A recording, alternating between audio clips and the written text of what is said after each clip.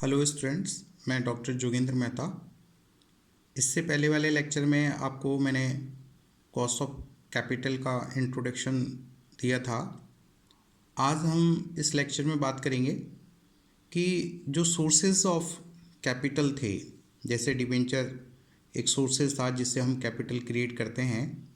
तो आज हम इसकी कॉस्ट कैसे निकालेंगे। अगर डिबेंचर इशू कर रहे हैं तो डिबेंचर इशू करके उसकी कॉस्ट कितनी आएगी, डिबेंचर इशू करने में कितनी कॉस्ट आएगी।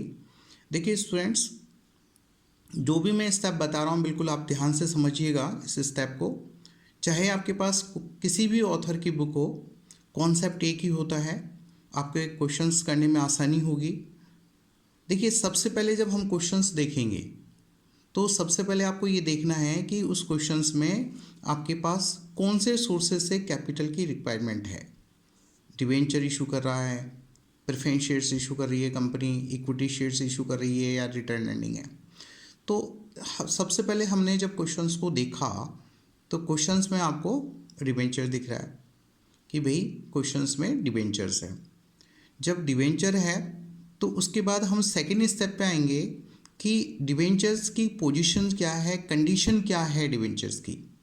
डिबेंचर रिडीमेबल है या इरेडीमेबल की कंडीशंस है।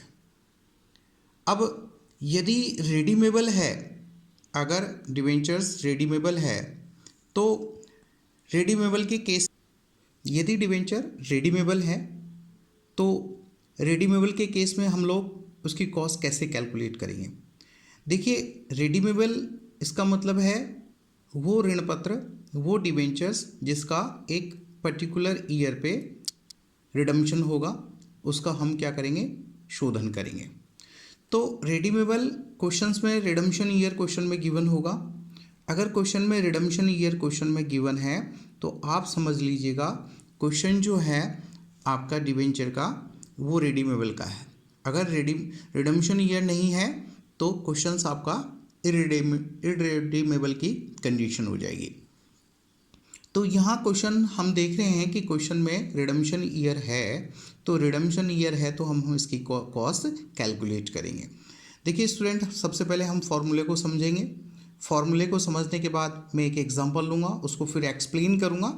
देखिए अगर रिडीमेबल है तो इसकी कॉस्ट निकालते हैं केडी। देखिए केडी कॉस्ट ऑफ डिबेंचर्स, ये सिंबल है डिबेंचर का, केडी कॉस्ट ऑफ डिबेंचर। कई बुकों में सीडी यूज़ करता है, कई बुकों में केडी यूज़ करता है, हम लोग केडी यूज़ कर रहे हैं। तो अगर मुझे डिबेंचर की कॉस्ट निकालनी है तो डिबेंचर की कॉस्ट पहले बिफोर निकलेगी, क्योंकि गवर्नमेंट को टैक्स देने से पहले इंटरेस्ट का पे करना ज़रूरी होता है, इसलिए इसकी कॉस्ट जो है केडी निकलेगी, cost of debenture before tax. अब इसका फॉर्मूला समझते हैं। देखिए फॉर्मूला मैंने लिखा है, interest plus maturity value minus NP, net proceeds upon redemption year. N का मतलब ये है रिडम्पशन ईयर, कि रिडम्पशन किस ईयर में किया जाएगा, upon maturity value plus NP upon 2 into 100। ये जो है आपका केडी बिफोर टैक्स निकला है। अगर मुझे आफ्टर टैक्स कैलकुलेट करना है तो इसके दो तरीके हैं स्टूडेंट। फर्स्ट तरीका ये है कि ये जो आंसर आया था आपका, जो फर्स्ट ब्लॉक का जो आंसर आया था, इसका जो आंसर आया था, देखिए ये केडी बिफोर टैक्स का जो आंसर आया था, इस आंसर को आप क्या करेंगे, इसको यहाँ लेके आएंगे, राइट। उसके बाद आप क्या करेंगे, फॉर्मूला है 1 minus tax. Corporate tax question में गिवन होगा, 1 में से हम टैक्स लेस करेंगे और इसकी जो आंसर आया था, केडी बिफोर टैक्स का जो आंसर आया था, इसको हम क्या करेंगे, इससे मल्टीप्लाई करेंगे तो आपके पास वैल्यू क्या आ जाएगी, केडी आफ्टर टैक्स की आ जाएगी।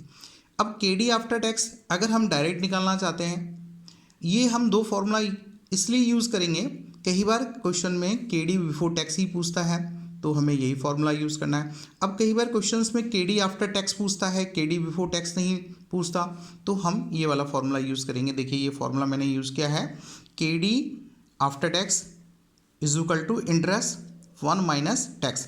देखिए इंटरेस्ट पे ही टैक्स देना होता है गवर्नमेंट को, इसलिए हमने क्या करा, जो इंटरेस्ट आया था उसके पास ही हमने टैक्स लिख दिया 1 माइनस टैक्स। यहाँ हमने आंसर में लगाया था टैक्स और यहाँ हमने क्या करा है, इंटरेस्ट के साथ ही टैक्स को जोड़ दिया है। तो 1 minus X plus maturity value minus N P upon N, और बाकी सेम वैसे ही की वैसे रहेगा। ऊपर जो फॉर्मूला हमने लिखा था बिल्कुल सेम वैसा ही की वैसा है, maturity value plus N P upon 2 into 100। ठीक है, तो ये जो आपका कंडीशंस बना है के डी आफ्टर टैक्स का बना है। यदि हम डायरेक्ट फॉर्मूला के डी आफ्टर टैक्स का लगाना चाहते हैं तो केवल इंटरेस्ट के साथ आपका टैक्स जुड़ेगा। अब हम बात करेंगे कि जो इंटरेस्ट है, इंटरेस्ट का कैलकुलेशन हम कैसे करेंगे।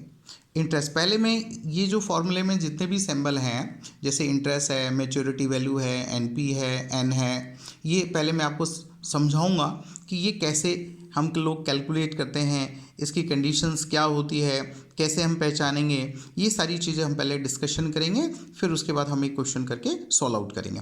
पहले हम इसके बारे में डिस्कशन करते हैं। तो सबसे पहले जो इंटरेस्ट हमारा कैलकुलेशन होगा, क्वेश्चन में इंटरेस्ट की रेट क्वेश्चन में गिवन होगी। तो देखिए इंटरेस्ट हम कैसे कैलकुलेट करेंगे, multiply face value multiply percentage of interest rate. Question में इंटरेस्ट की रेट गिवन होती है, जैसे 8% डिवेंचर, 9% डिवेंचर, 10% डिवेंचर्स। तो जो हम कोशिश करेंगे क्वेश्चन को फेस वैल्यू पे ही करें, क्योंकि स्टूडेंट्स फेस वैल्यू पे क्वेश्चन सॉल्व आउट करने से बहुत ईजी रहता है, कैलकुलेशन भी आसान रहता है। तो face value multiply percentage of interest rate, interest rate question में गिवन होगा, फेस वैल्यू पे निकालेंगे तो इंटरेस्ट आएगा। जो इंटरेस्ट आएगा उसको कहाँ लिखेंगे, हम यहाँ लिखेंगे। अब मैच्योरिटी वैल्यू देखते हैं। देखो मैच्योरिटी वैल्यू का मतलब है जिस ईयर में आप रिडम्पशन करने के लिए जा रहे हैं। रिडम्पशन कैसे होगा, रिडम्पशन फेस वैल्यू पे होगा, रिडम्पशन प्रीमियम पे होगा। ये कंडीशन आपको देखनी है कि आप डिवेंचर होल्डरों को पैसा कैसे लौटाएंगे। सपोज करिए यदि डिवेंचर 100 रुपीज़ पे इशू किया गया है, क्या आप 100 रुपीज़ ही लौटाएंगे या 100 रुपीज़ से ज़्यादा लौटाएंगे। तो दो ही कंडीशंस होगी, या तो फेस वैल्यू पे होगी या प्रीमियम पे होगी। आप कम तो लौटाएंगे नहीं, डिवेंचर्स होल्डर कम तो पैसा लेगा नहीं। तो मैच्योरिटी वैल्यू की दो ही कंडीशंस होगी, या तो फेस वैल्यू पे होगा या प्रीमियम पे होगा। अगर फेस वैल्यू पे है तो आपको क्या करना है, जो फेस वैल्यू दिया है वही मैच्योरिटी वैल्यू होगी। यदि आपके पास क्वेश्चन में कोई इन्फॉर्मेशन नहीं है तो आप क्या करेंगे, जो आपकी फेस वैल्यू दे रखी है वही मैच्योरिटी वैल्यू होगी। ठीक है। अच्छा, कई स्टूडेंट बोलते हैं कि सर ये समझ में नहीं आता है कि मैच्योरिटी वैल्यू हम कैसे पहचानेंगे। यदि आपके पास क्वेश्चन में कोई इन्फॉर्मेशन नहीं है कि मैच्योरिटी वैल्यू कैसे होगी, किस तरीके से रिडम्पशन होगा, तो आप ये समझेंगे कि कंडीशंस ये है फेस वैल्यू पे ही मैच्योरिटी वैल्यू कैलकुलेट होगी। जितना हमने लिया है उतना ही हम लौटाएंगे, ना तो आपको ज़्यादा लौटाना है ना उससे कम लौटाना है, इक्वल लौटाना है। प्रीमियम क्वेश्चंस में प्रीमियम की इंफॉर्मेशन गिवन होगी कि जो आपकी फेस वैल्यू है उस पर कितना % प्रीमियम आपको देना है। तो मैच्योरिटी वैल्यू प्रीमियम पे हो तो कैसे निकालेंगे, face value plus premium. Suppose करिए फेस वैल्यू 100 रुपीज़ था और 10% प्रीमियम पे हम क्या कर रहे हैं, रिडम्पशन कर रहे हैं। तो 100 में हम 10% और जोड़ लेंगे तो 110 जो है इसकी मैच्योरिटी वैल्यू आ जाएगी। तो आप मैच्योरिटी वैल्यू कहाँ लिखेंगे, मैच्योरिटी वैल्यू आप यहाँ लिखेंगे मैच्योरिटी वैल्यू। उसके बाद अगली कंडीशंस आती है कि नेट प्रोसीड्स क्या होती है, नेट प्रोसीड्स।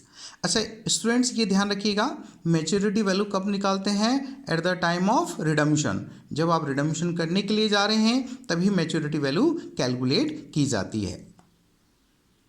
स्टूडेंट्स अब हम एनपी के बारे में बात करेंगे। एनपी का मतलब होता है नेट प्रोसीड्स। एनपी हम कैसे कैलकुलेट करेंगे, एनपी निकालते समय हमें ये देखना है at the time of issue, at the time of sale. जब कंपनी डिवेंचर इशू कर रही है तो डिवेंचर कैसे इशू कर रही है, डिवेंचर फेस वैल्यू पे इशू कर रही है, प्रीमियम पे इशू कर रही है या डिस्काउंट पे इशू कर रही है। तो एनपी की जो कंडीशंस होती है वो 3 कंडीशंस होती है, 3 कंडीशंस होती है, या तो फेस वैल्यू पे होगा या प्रीमियम पे होगा या डिस्काउंट पे होगा। आप ध्यान रखिएगा, maturity value at the time of redemption, जबकि NP at the time of issue, at the time of sale and issue same चीज़ें हैं। अगर फेस वैल्यू पे कंपनी डिवेंचर इशू कर रही है, तो हम एनपी कैसे निकालेंगे? देखिए, face value minus cost of capital. अब कॉस्ट ऑफ कैपिटल हम कैसे कैलकुलेट करेंगे, अभी मैं बताऊंगा कि कॉस्ट ऑफ कैपिटल की जो कैलकुलेशंस होता है वो किस तरीके से कैलकुलेशन होता है, कॉस्ट ऑफ कैपिटल हम कैसे कैलकुलेट करेंगे। तो face value minus cost of capital. Then second है, अगर हमें प्रीमियम पे करना हो तो face value plus premium minus cost of capital.